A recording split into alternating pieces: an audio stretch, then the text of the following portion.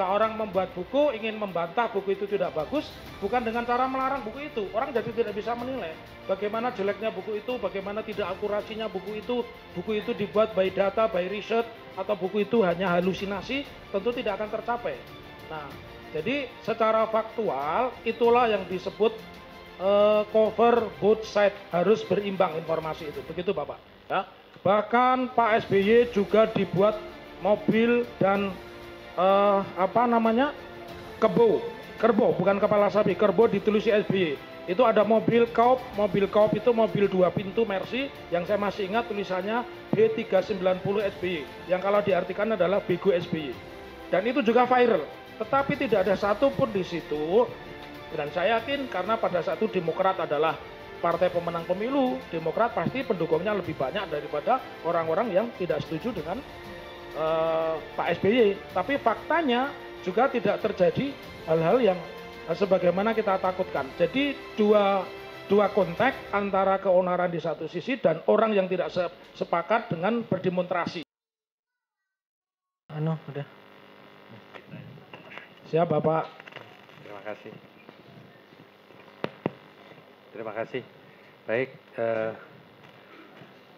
ahli ya. Ya, terima kasih. Saya cuman secara umum aja. Ya.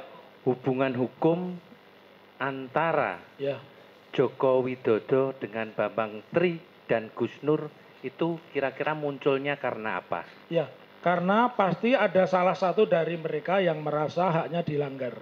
Kalau Joko Widodo sebagai pribadi berarti itu ada hubungan privat. Tetapi kalau Joko Widodo dalam kapasitas sebagai presiden, tentu mereka warga negara yang berhubungan dengan presiden atau kepala negaranya. Begitu Bapak.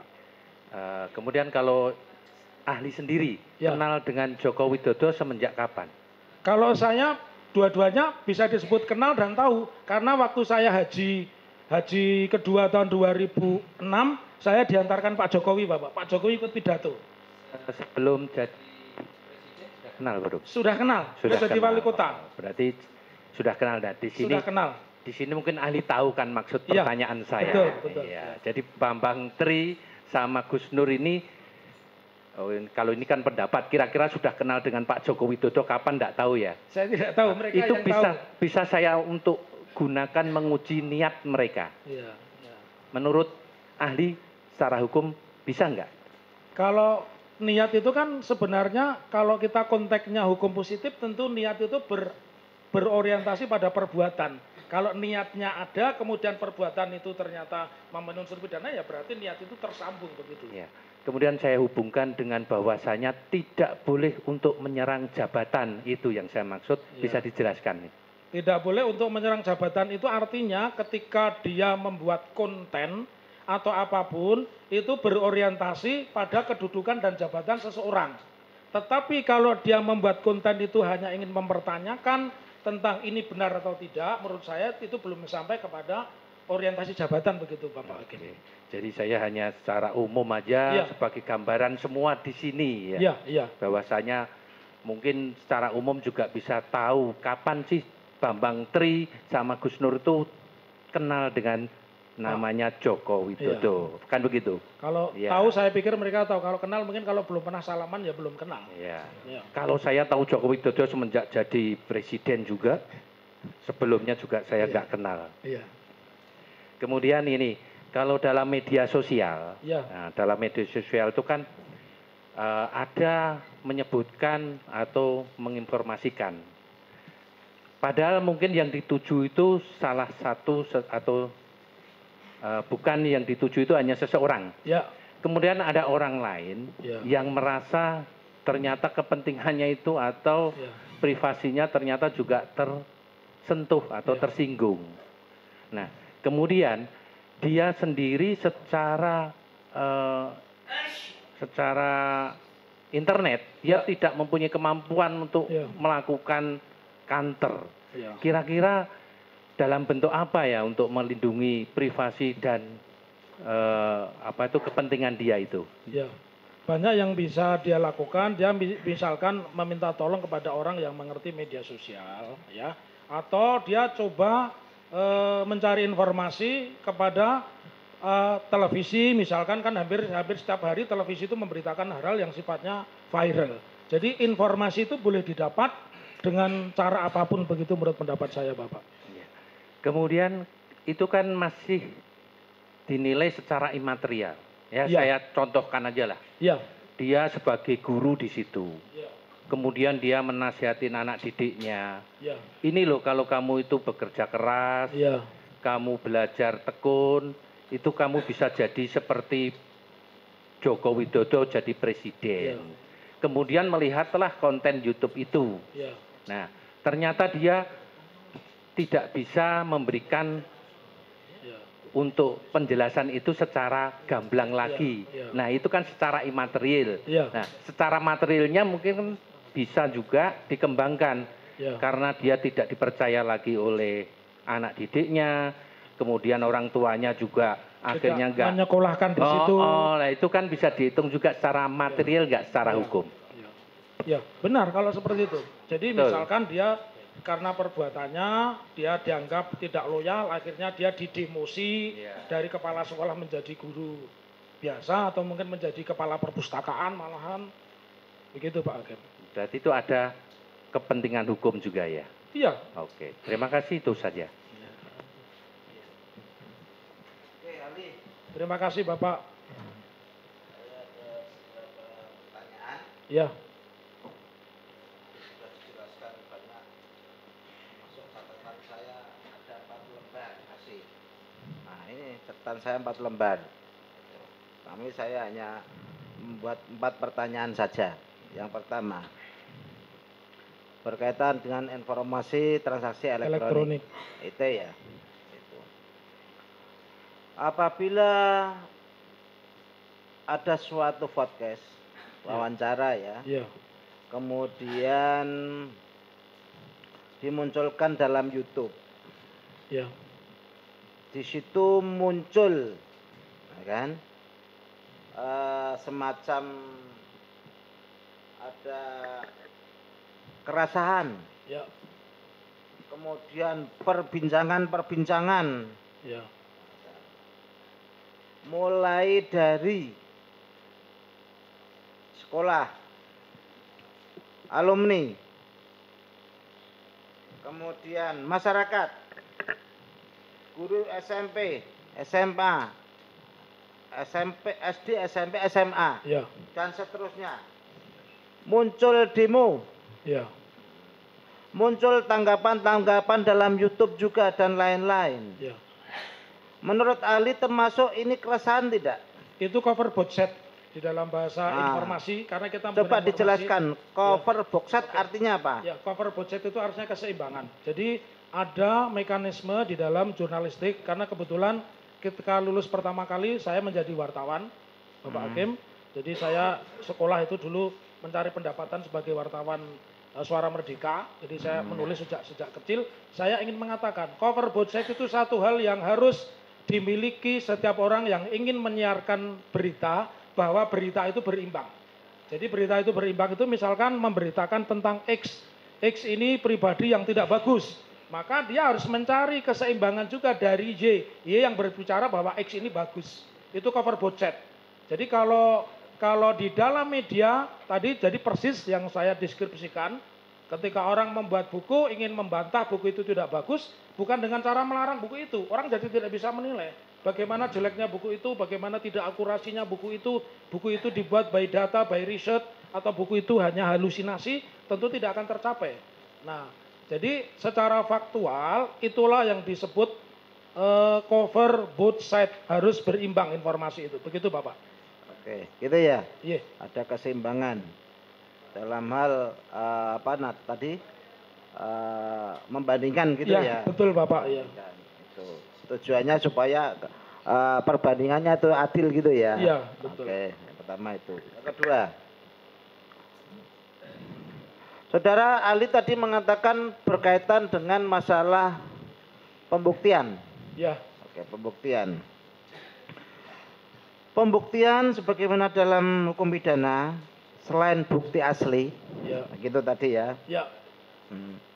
Selain bukti asli, tadi saudara ahli memberi contoh masalah mobil, Ya. Toyota, Ya. apapun itu ya Toyota. Ya Toyota, orang yakin bahwa itu benar mobil Toyota. Itu ya. Ya. Seumpama contoh itu saya lanjutkan dengan Toyota. Ya. Toyota kemudian saya perlihatkan, Ya. kan? Sasisnya mungkin mereknya Toyota. Ya. Kemudian teretnya di situ Toyota dan lain-lain, begitu ya. Ya. Ini berkaitan mobil. Ya. Namun ini pertanyaan jadi lain. Itu tadi hubungannya sama Toyota ya. Ya. Pertanyaan saya, apakah pembuatan selain bukti aslinya, Ya. bukti di SD, di SMP, di SMA, teman-teman dan lain-lain, otoritas yang yang memiliki kewenangan, yang memiliki kewenangan dan lain-lain, itu juga bisa pembuktian terhadap sesuatu tindak pidana. Bisa, makanya ada laboratorium forensik ya untuk menguji.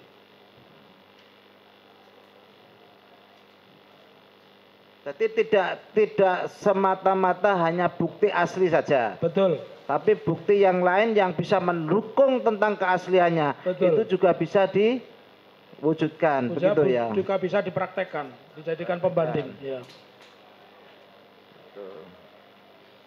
Yang terakhir, saya kepengen tahu. Ya. Saudara Ali tadi sudah membuat buku apa, Pak? Buku saya ada 10. Ada 10 buku ITE ya, Informasi dan Transaksi Elektronik, bukan Undang-Undang Subversi. Itu buku saya. Oke, gitu ya. Ya. Saya kepengen ngerti. Ya. Dengan membuat buku kuis sumbernya dari mana saja? Sah atau tidak dan lain-lain. Ya. Monggo, silakan. Terima kasih. Karena saya seorang akademisi, buku saya by research. Jadi saya melihat praktek empiris di pengadilan. Yang saya muat adalah persidangan Dr. Martanto di Wonogiri, kepala ID yang di WhatsApp group tapi bisa dipidanakan. Ya. Kemudian buku saya juga memuat pengalaman empirik seorang kolonel dan rem yang dicopot karena istrinya ternyata berseberangan dan menyatakan di medsos dia pendukung Prabowo.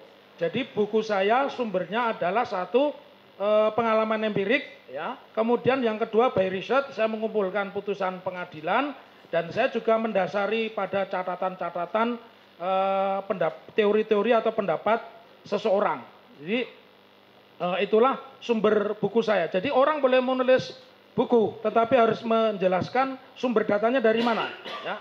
Kalau dia mengaksesnya dari internet harus disebutkan internet real time-nya kapan. Kalau dia dari buku, karena ini bicara tentang teori informasi, teori Alvin Toffler, ya, dia tentu harus mengutip dari buku siapa.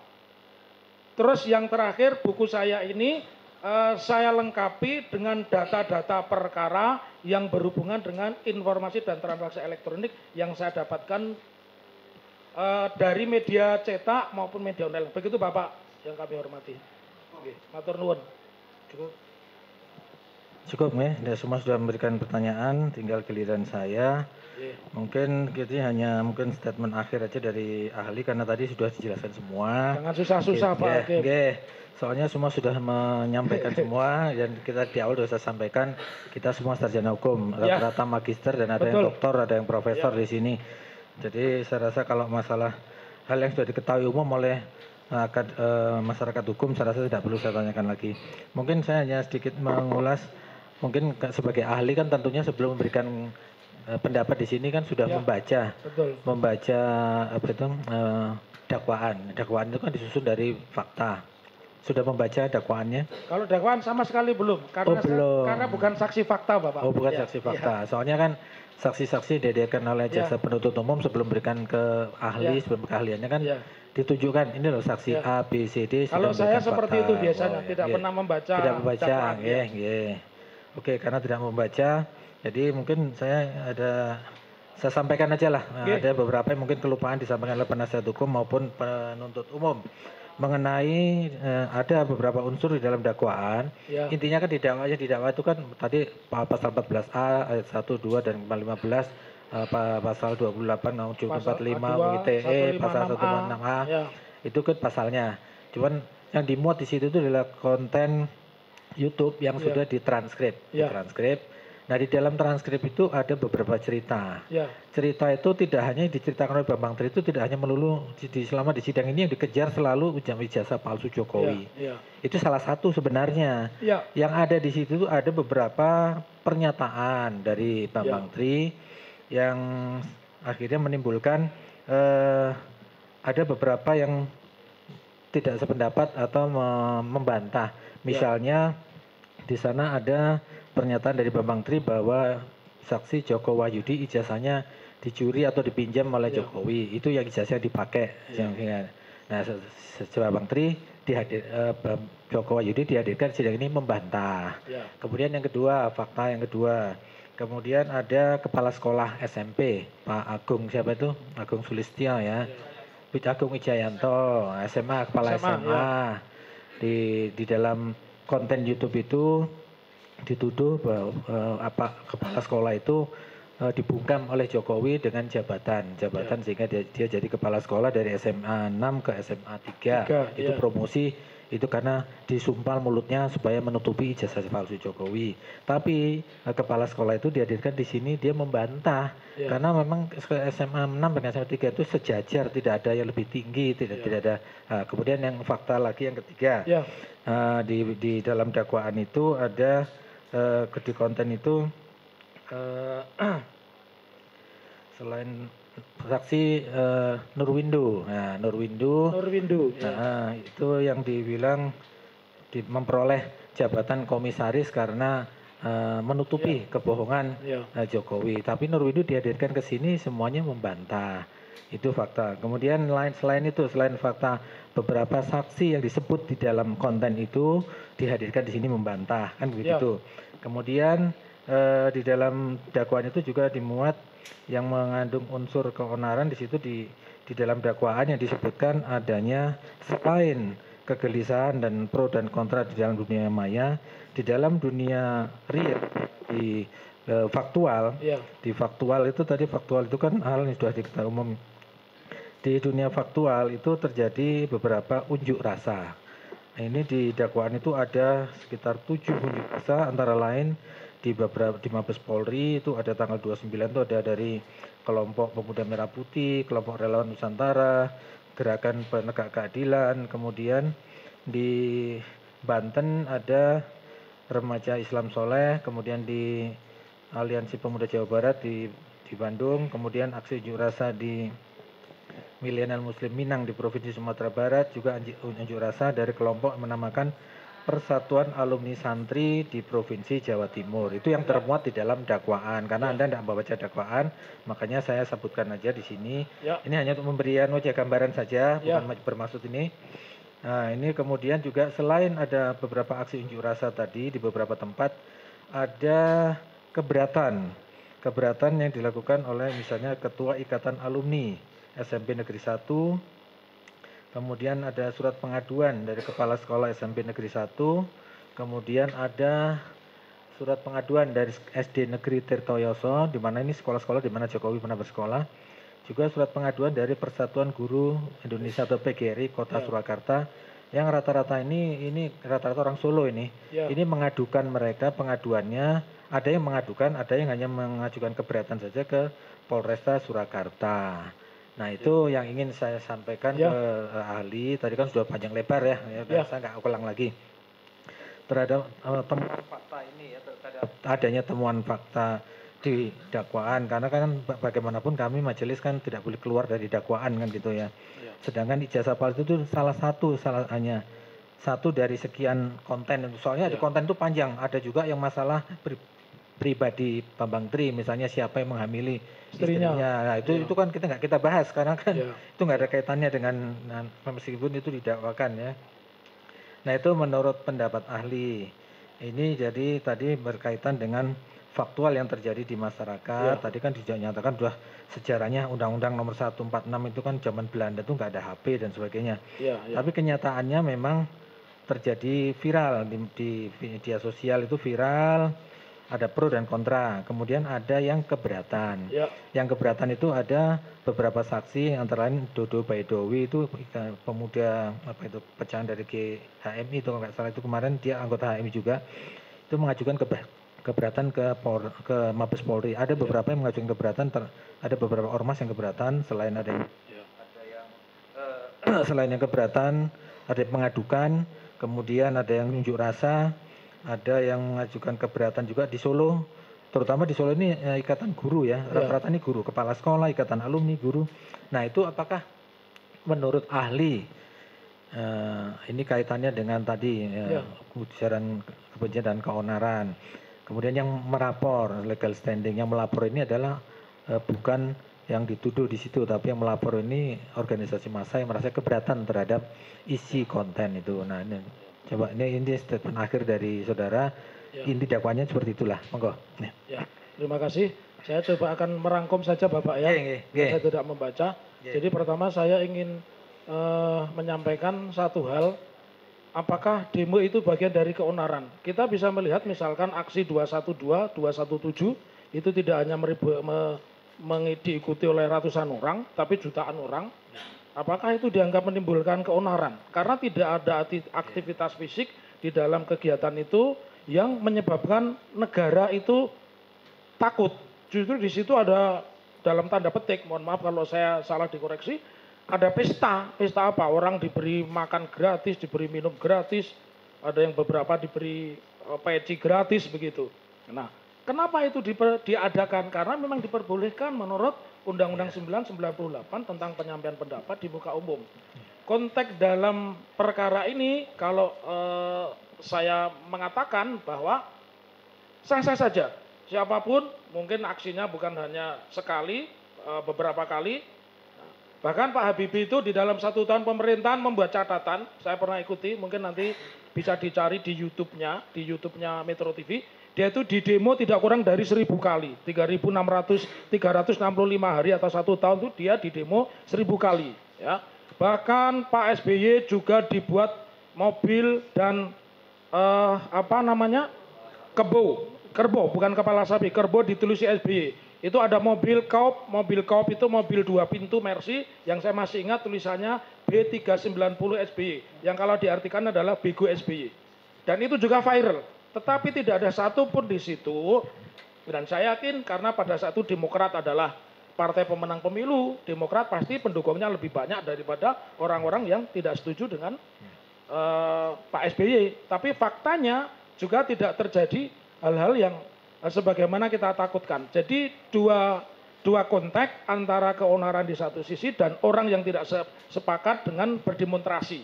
Berdemonstrasi itu adalah bagian dari penyampaian pendapat, ya. Keonaran adalah perbuatan pidana. Karena keonaran itu menyebabkan secara faktual terganggu. Misalkan dulu Megawati gagal jadi presiden, kemudian ada orang memprovokasi Solo Merdeka, dokumennya ada karena saya saat itu ditunjuk sebagai sekretaris tim mencari fakta, ada itu dimulai, dan itulah yang disebut keonaran. Begitu Bapak Hakim. Dan semua hakim anggota, sekali lagi saya berterima kasih sudah hadir di kota saya dan bertemu dengan semua orang Solo. Matur nuwun Bapak.